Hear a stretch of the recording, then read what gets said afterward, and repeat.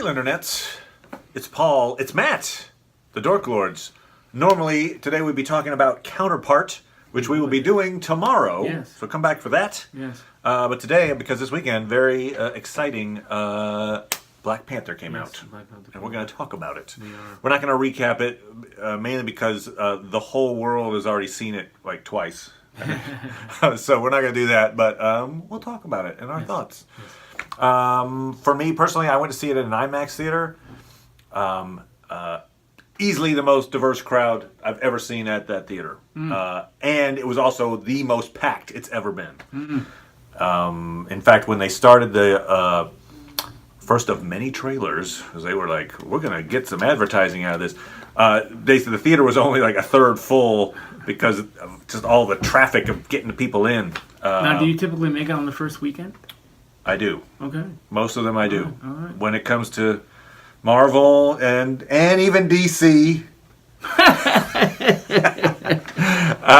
Yes, I go on the first weekend, typically. So yeah, this was a big deal. I mean, yeah, it was far more crowded than Star Wars, any of those. Oh, wow. This movie was big. The little kid in front of me had a little Black Panther claw that, thankfully, he didn't activate until the end of the movie, and then he was like. That's when I noticed it. I was like, "Oh, thank you for not activating the Black Panther claw throughout the movie." Maybe you acquired it during the movie. That's true. Maybe it was like, and now you can have the Black Panther claw. What's this? Got to the bottom of his popcorn. Oh wow, it's a free prize. So anyway, I love the movie. Thoughts from you, good sir? I enjoyed the movie. I want to see it again. I'm going to see it again as well. Yeah. I did enjoy the movie. When I went, when did I go? I went on a Saturday. And, I didn't notice anybody in garb. And I had to go kind of close because my contacts are screwing up, actually. So, I was really close. So I kind of, in some ways, I'm not certain that I saw the whole movie. So the part that you saw blurrily, is that good? My peripheral vision. You didn't see anything on the sides? No. Yes. Oh, no. Yeah. That building, I couldn't see. Oh, no, I couldn't see. But what I saw, I liked. All right. That was great. Very cool. So, notable things to like about this. Maybe first and foremost, but Michael B. Jordan as Eric Killmonger. Excellent villain. Yeah. We're talking spoilers here, by the way. Okay, said that. Okay, great. I was a little sad again that they did the let's make a great villain, kill him. Like, no! Keep the villains around when you make them awesome. He was an awesome villain. Really was not, he wasn't the I just want to kill everything for no reason. Obviously, revenge was kind of his main motive, but it worked. I think you could have argued that perhaps, he didn't need to die. Because presumably that conflict is not going to go away necessarily. I mean, they're starting to do more now, but there could always be a segment of the population that wants to take over the world. Right. Or go back to being... Well, he was more take over the world. No, he was take over the world. He wouldn't have been like... In fact, he even gave the line, which I thought was in the middle of talking about giving weapons, that was the whole thing. He was passing weapons out to various countries, and he said that, the sun shall never set on the Wakandan Empire. Right. That is, they were talking about colonists a lot, colonizer. Yep. That was the phrase. Language. That was the English motto for its colonizing days. So he was like, we're going to colonize the world. Someone could do a little bit and you're a colonizer when you say... when you say, the sun shall never set. Like, oh boy. No, I just want to have a bunch of sons. Yeah, that's all. I thought maybe we'd be like in Star Wars, we have our twin sons. That's all. And Wakanda has its own son. Everything goes around, but we still have our Tatooine. Yeah. Yes, I agree that you could that conflict could come back again, or he could have had a change of heart. You could have a moment where maybe he turns, the idea of revenge is no longer fueling his soul, perhaps. But in any case, that's not happening. No. Because he Probably got not. stabbed and was given a choice. Because I was even thinking to myself, right before T'Challa says it, I'm like, couldn't they just heal him? Like, because we'd seen them do this amazing healing thing with Everett Ross. Yes. Oh, his spine's broken? No problem. Yeah. So I'm like, oh, a little stab wound, hey, or a big stab wound. But so they offer it. I'm like, thank you for offering, because that would have been weird if it was just like, no, he died. I don't know. He was stabbed. Yeah, it's only the back. Nothing where you we can can do. say somebody in the front. In the front, Sorry, we can't you're do doomed. it. You can't do it. No. So they're like, yeah, I think we can heal you up pretty good. And he makes the choice, don't heal me. And that Because line, then you put me to jail. So I don't want to die. I don't want to live in a jail. that line was very powerful. Sure. I mean, when he's like, nope, I want you to bury me at sea. It's like my ancestors who realized it was better to die than to live in bondage. Yeah. Whoa! Yeah. I mean, that's not Disney, No. usually. No. That was not usually, no. No, I mean, that was amazing. Lady and the Tramp was kind of like that. But. Yeah, like, right. When the tramp is like, kill me at sea. Yeah. I can't eat any more spaghetti. Damn Italians. Okay. So, yeah, that was, I mean, like, wow. That was a very meaningful death and a very powerful moment. They sit there as the sun sets. That was one of the best moments. You know, if you were to, I think maybe in MCU history, that's a really powerful moment. So that's how good this was. Now, we were talking a little bit before this about how this is also unlike pretty much any other MCU movie. The main reason being it's about world building. So it builds Wakanda. It shows us what this world is. And we were thinking maybe the closest analog to it might be Thor, the original Thor movie, where we're meeting Asgard, or perhaps Guardians of the Galaxy, where we're kind of meeting different cultures. But that's more of, I don't know, that's kind of like a Star Wars-y. Here's a planet that's weird, and here's another planet that's weird. I don't know, like actual world building. Well, like, in theory, you should be invested in these worlds. Yeah. So anyway, I feel like there maybe you can make the case that the Thor movie was a bit of world building, but really not on the scale that this was in terms of the detail, getting to meet the people, not just like hanging out in the throne room and. The relationship of castle. it's like what it should have been is with Asgard, and they Right. ended up destroying Asgard in the That's last true. movie. It's gone now. So they're refugees. But we didn't get the same, I feel, insight into, because of the changing of the guard that occurred in this movie, which, they kind of hid in when Loki took over in Asgard. It just, I mean, it was a different kind of world building, but I think it was related to the character in a very strong way that you could argue wasn't quite the same for the other ones. I agree. And plus, a lot of the MCU movies deal with New York or parts of New York. So they're kind of like, that. Whatever. So, this was different on that scale. Very effective. I liked the intro, had the exposition, tell me a story. Yeah, some people were saying it started slow. Did you feel that way? I did not think it was slow.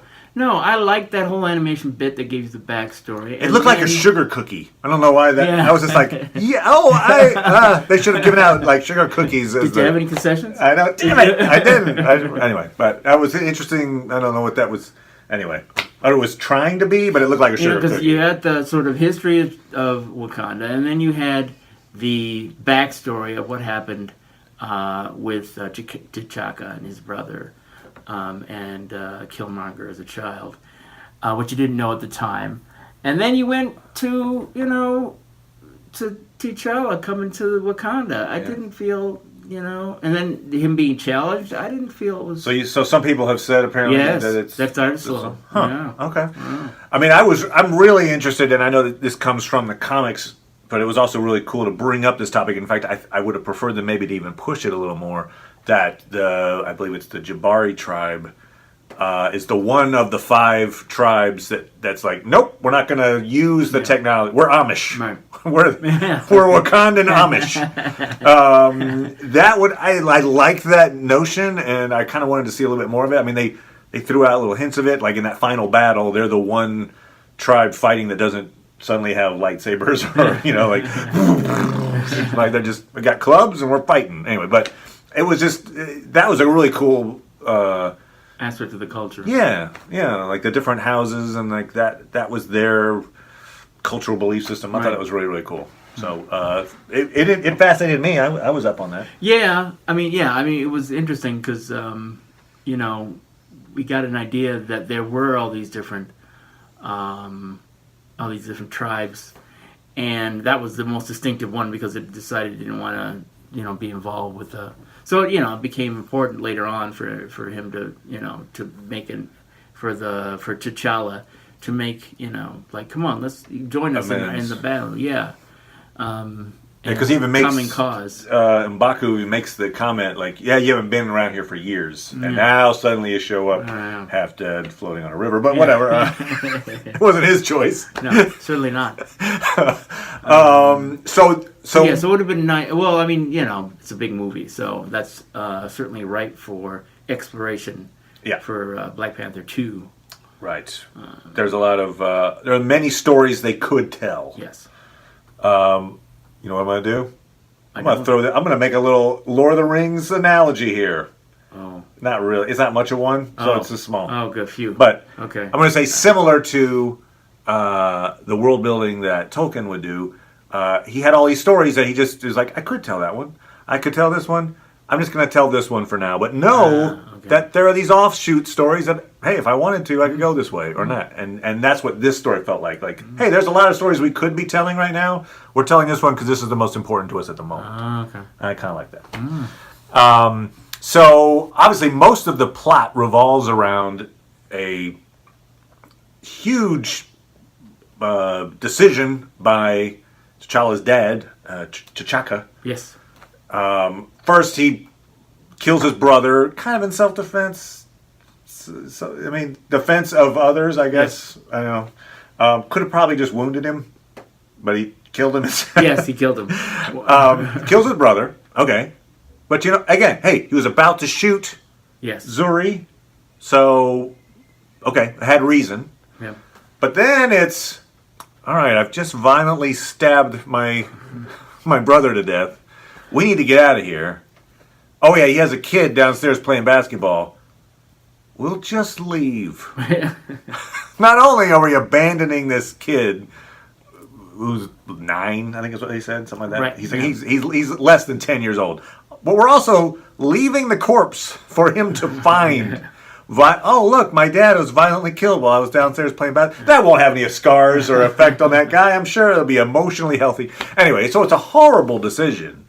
That T'Chaka has, that then just obviously has these ripple effects, and Eric Killmonger grows up as revenge, and then T'Challa has to confront his dad. Like learns this, it's like wow, this, And what I liked is they didn't soft pedal it. They didn't have I kind of thought they might be going in the direction of T'Chaka's like, I didn't know he had a child.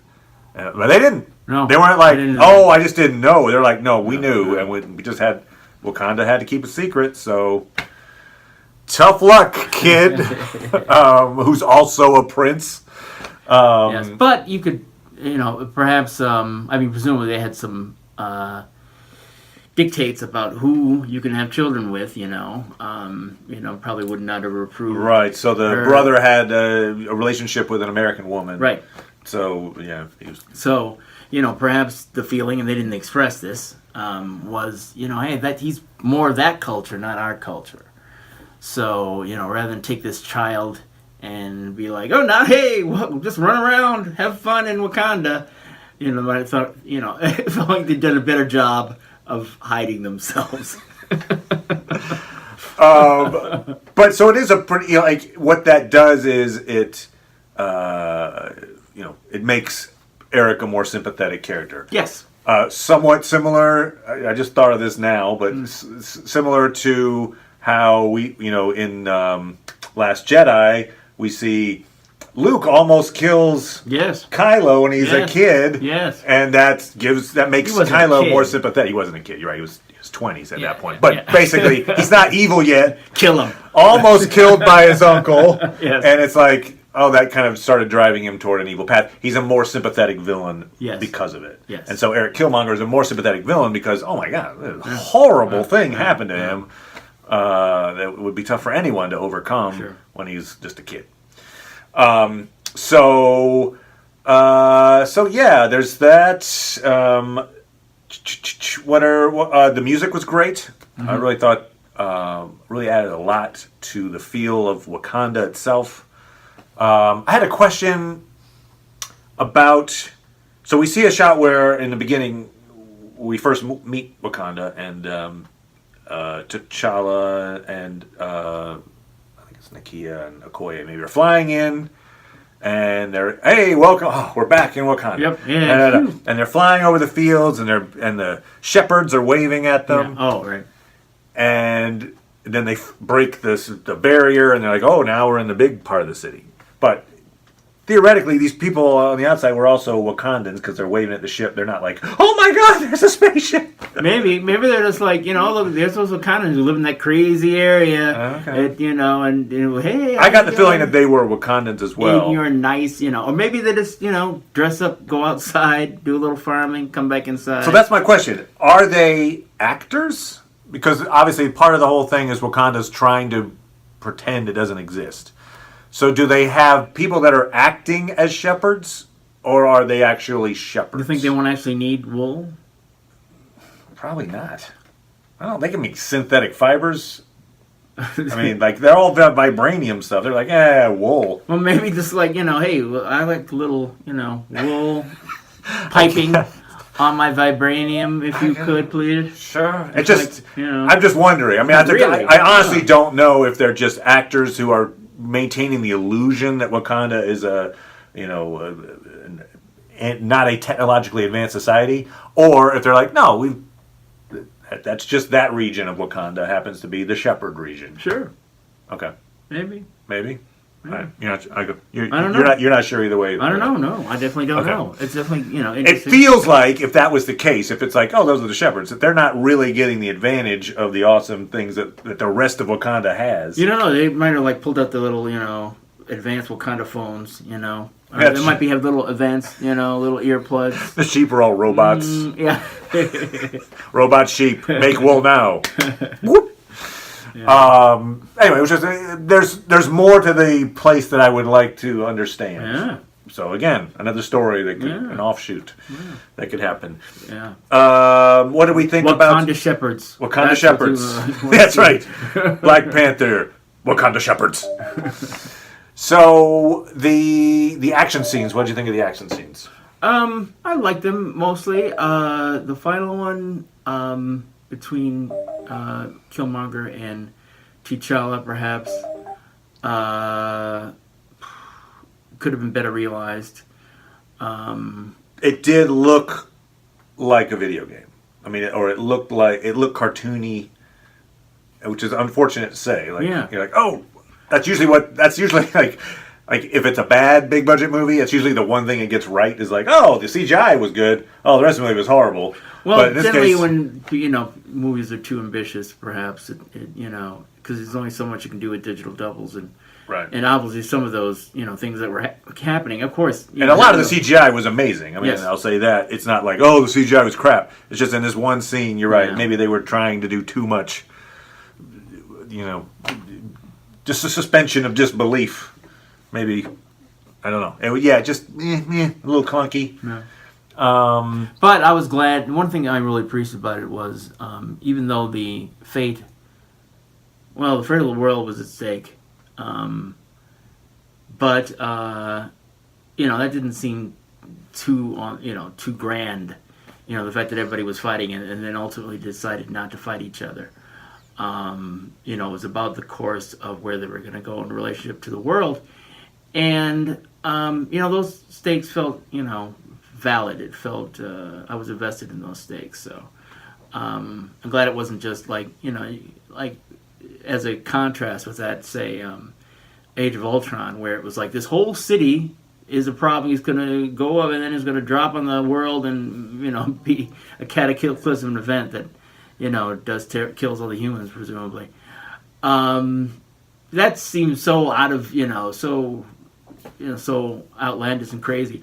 But, I guess, so just having these advanced technology be used to take over the world seems a lot more realistic. Yeah. And he did, the momentous occasion of this society that's so powerful and has been so, secluded itself, is finally making a decision to come out and share. It would be a huge moment of probably bloodshed. There'd be a lot. You would think there'd be sides to that. They would be like, no, our way of life, stop. So yes, you could. The motivation is there. Yeah, certainly. It almost would be interesting to see an alternate. While we're doing alternates, Marvel has this this comic book series called What If. So they pose things like that, like what if, what's a classic one? What if Thor was a woman? And they later on did that, actually. Jane Foster became Thor. Right. Or what if the original Marvel bullpen, so Stan Lee and Jack Kirby were the Fantastic Four, so they got the Fantastic Four's powers. So, isn't it, they haven't done a single What If movie yet. So this might be an interesting What If. What if that's a good idea. Killmonger actually succeeded in, spreading out Wakanda technology to the world? What would that be like? It'd be like, what's that Amazon show about the Nazis winning? Oh, right. Man in the High Castle. Yeah, so, to that point, Killmonger. I guess then you can have plenty of Killmonger. Then it's from the comics, I guess. But when he throws him off the waterfall. Yes. But had he done anything else but throw him off the waterfall, it would have been if they just left him there, he would have died. Yeah, I'm just saying he could have killed him in a more specific way. Yes. But I did like the fact that everyone just assumed T'Challa was dead. Yes. At least everyone that wasn't in the theater. Because we threw him off a waterfall, theoretically, into a pool of water. Man, I can't see how he could come back from that. Nope. This kills you. Did you check? Did you at least just go have a guy go check and go, he's dead? He is the Black Panther, and they don't get along well with water. That's true. So Cats and water don't mix. You'd be like, dead. Get me out of here. Dead. But yeah, it was like, he fell into water. Now, yeah. Oh, wow. We're out. Even the mother. Can't even imagine. I can't imagine a circumstance where he would survive. This really fit guy. Even his sister. Really healthy. Of course, he's been stabbed, but he's still, and we have all this technology at our hands, and if he has any amount of life, nope. No, dead. Anyway, but dead. Yes, it fit the plot for him to be missing, and all hope is lost, and then all hope is not lost. No, it's not. Not who saved them. Okay, so a thought for future movies. I don't think this is that revolutionary. I think this is already, people are assuming this, but was one Infinity Stone still out there missing that theoretically if Thanos is going to get, because if you're going to have the villain go after the 6 Infinity Stones, he's going to get them, and then somebody's got to take him down while he has the stone. Sure. Anyway, so the one stone that's missing, the Soul Stone. And it seems pretty likely that Soul Stone is in Wakanda. It probably was in the meteor that struck the Earth. The vibranium meteor probably was surrounding the Soul Stone or something like that. As evidenced by a lot of things, one of them being that we know that there's a huge battle in Wakanda in Infinity War. Yeah, we know that. And because of the trailer. So it's like, why would they be there? It seemed like, let's attack this really well-fortified area for no reason.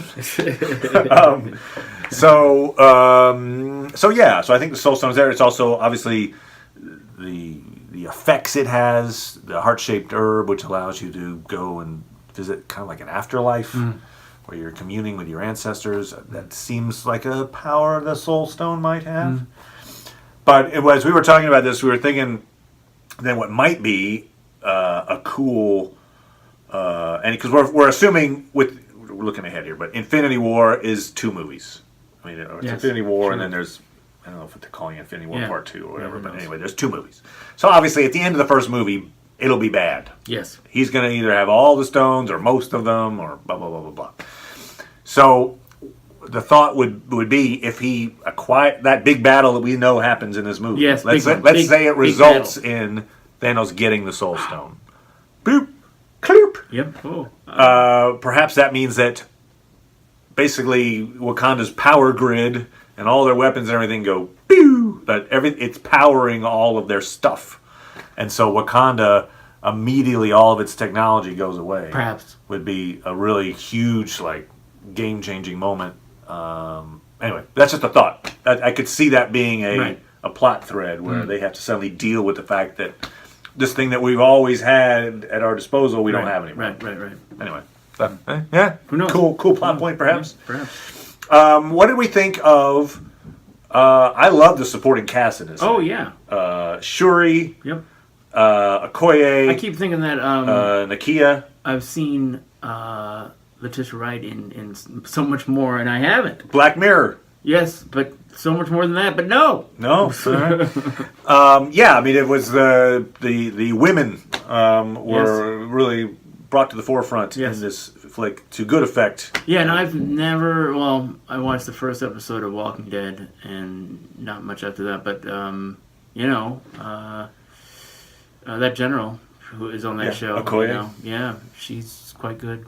Quite good. Yeah. Though all that's the action scene that in the casino in South Korea was really cool as well. Well filmed, well staged. It was interesting that at the point where Killmonger takes rule of the nation, and she for a time honors his place in the government. It's interesting but once Killmonger wasn't smart enough to be like, maybe I should get somebody else to be the general, someone who will actually obey me. Well, I mean, I guess as long as it was, I think she was going to honor that pledge until the moment that then T'Challa shows up. I see, he didn't yield. It's still now it's up for the question. Yeah, I mean, he could. I'm just saying he wasn't very smart about it. I got you. Right. Her loyalty was going to be to him on paper. Yes. But, you should have been talking to all these different ones, seeing which one were hey, I'm down with you. He had to kill that one. There was a moment. Yeah. It's Wakanda forever. There was the one moment where it was one of those if you just communicate a little more moments, kind of like a much worse movie. But I'm just throwing it out as a Batman v Superman. Oh. But the moment where Superman just doesn't tell Batman, "Hey, I'm here because Joker or you got my wife." Much worse than Suicide Squad. Suicide Squad, worst movie. All right, where Lex Luthor has my mom, and that's why I'm here. Yes, that's all he had to say, as opposed to I'm here to kill you, whatever. Anyway, and instead of just talking it out, they have to fight. Yeah. So it's kind of similar thing here, where you've got the leader of the border tribe, the Rhino folks. Oh yes. The guy from Get Out. Anyway. Yes. So his David whole Kaluuya, I think. His whole not his whole reason for supporting T'Challa, but one of his things is you're gonna give us justice to Claw. Yes. And I want you to promise me that you're gonna bring him back here or kill him. You can kill him. You can kill him if you want. But kill him first. Okay. And so T'Challa's like, I'm gonna bring him back. It's my I have my word. I'm gonna bring him back. Okay. You could argue that he was gonna, that maybe he was gonna kill him in that moment he first had him. Yeah. They're like, there are people watching. Yeah, he was gonna kill him, I think. Yeah. So he doesn't bring him back, but in that moment, because there's a moment where he's like, where's Claw? Oh, he didn't come back. Because we had him subdued, and this dude came and broke him out and tried to kill us in the process. The only reason why he failed is because the guy who claimed credit. Yeah, I'm like, that's a pretty big obstacle. It seems reasonable to say, yeah, we had every intention of bringing him here, and then this guy showed up and blew up the building and shot us all and got away. Otherwise, I mean, that seems pretty logical. I mean, I think I would take that as a, you know what? Okay, I got you. Thanks for trying, and I hope It's you like, can stay on it's the like, hey, I know that there's something that's very important to you. I'm going to go get it for you. And then on the way, someone beats me up and takes it from me. And then that person's like, oh, here you go. See how that person didn't give it to you? Exactly. And you're like, hey, you're holding me accountable? Right. I'm sorry. Yeah, wow, he did it. That bastard. Wow. He stole it from you, who was bringing it to me anyway. Oh, okay. Anyway, it was just a little... Thank you for doing that. For beating him up and bringing him dead to me. I reward you with my people. Yes. That was just a little, like, one of those, like, okay, a little extra dialogue there could have solved that problem, maybe. But anyway. People don't communicate in this world. That's the problem. That's true. So the action scene in South Korea was probably my favorite. I think the car chase and the casino, the fight in the casino and stuff. Yeah, no, yeah. Anyway, sure. It was interesting because I did like as we talked about, the CGI was a little wonky in places. Perhaps the things that a superhero movie are typically known for is not what this was. The strong points of this movie was really the character and the world building is what was really, really powerful about this. I thought to really good effect. It's a very powerful movie, and again, it's a fresh take on a superhero movie. Yes, it has the superhero tropes, but it is not. It does not feel like another MCU movie stamp. Bring it out. Right. So good on it. Good on it for that. Yay, Black Panther. Something interesting. I looked this up because I wasn't aware of this, but obviously, Black Panther, as it turns out, when I looked this up, it came out the same year that the Black Panthers adopted that name. Yeah, it was actually a bit before, but yeah. And yet, Stan Lee claims it was just a complete coincidence. Yes. Is it a coincidence? Yeah. Okay. I mean, I could see why at the time he might have said it was a coincidence, because he didn't want to upset white America from buying his comics, perhaps. Yeah. So he was like, I don't have to do it. But you would think now he could say, it wasn't a coincidence. Yeah. But he's still sticking with it. Yeah. So just saying. You know, not too many, white Jewish people. I feel like it's possible that he wasn't aware of it. Just saying that sometimes it art already came out. Art, because you can come in under the radar and yet be inspirational. If it wasn't coincidence, for instance, I'm just going to throw it out. For instance, World War II, Nazi occupied France. There's a playwright, Jean Anouilh, comes up with. He does his adaptation of Antigone. Hey, it's Antigone. It's a Greek tragedy. Nothing. I'm just a classics. Sure, I'm just bringing you the classics. There you go. But what it really was about was sometimes it's moral to go against the tyrant, to overthrow a tyrant. Sure. Which was it became a rallying cry in France at the time. Sure. But it was subtle enough that it got by all the Nazi censors. Oh, wow. It was like, just okay, fine, do your play. And it was like, inspirational thing that everybody thought was just a thing. It's just much like I would, in some ways, maybe Black Panther. Oh, it's just a comic book. No. Oh, it's just a comic book about a guy who dresses up like a panther and he happens to have African origins and he fights oppression. And No. Because if you look at that first comic that he appeared in, it had nothing to do with oppression. All right. I mean, they were a nation that was hidden. That's true, and so the Fantastic Four came upon them, but it didn't really have those themes until later writers and all that. So no. Okay. So you are of the belief it was a coincidence. Oh yes. Okay. Definitely. All right. Good on you. All right. Good. All right. So thumbs up to the movie. Go see it. I'm going to go see it again. Yeah, me too. It's actually I'm really looking forward to seeing how he how they weave him into Infinity War and he's now a staple of the Avengers. Yeah. They did also. We were talking about killing off your villains. They also kill off Claw. So there are no villains left in this thing. Yes. As it turns out. But anyway, subscribe if you want to see some more stuff. We're going to come back with Counterpart tomorrow and things to follow. So thanks, everybody. Bye. Bye.